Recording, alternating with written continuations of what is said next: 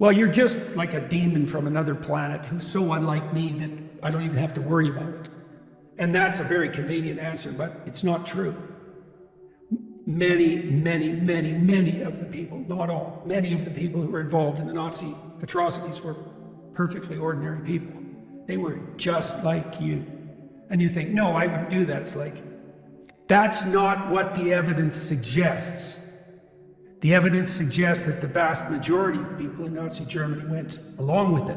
Now, not all of them were dragged into the abyss itself, but plenty were. And if you think you wouldn't have been one of them, that just means it's highly likely that you would have, because you have no idea what you're capable of.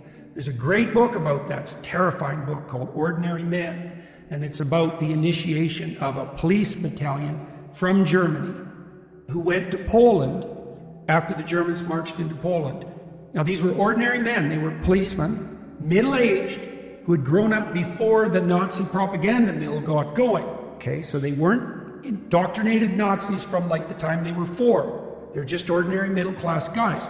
Plus, their commander told them in Poland, when they were starting to do military work, even though they were civilian policemen, that they could go home, that they didn't have to do this job, and that there would be no repercussions. And in fact, out of the battalion, a number of men right at the beginning said, I'm not doing this, and they went home. The vast majority went along. Now, why?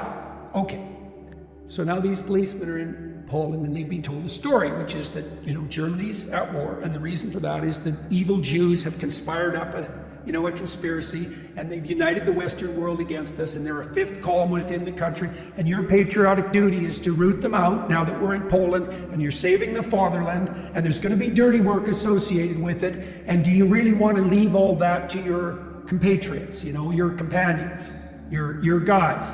Because like if you and I are together, and someone that we're working for presents us with a dirty job, and I say, well, I'm not doing that, well, then I leave it to you. Mm-hmm. So there's a kind of betrayal that's built into that. Now, the guys that left thought, I don't care, I'm not doing this, but most people didn't. And part of the reason they didn't do it is because they were loyal to their peers.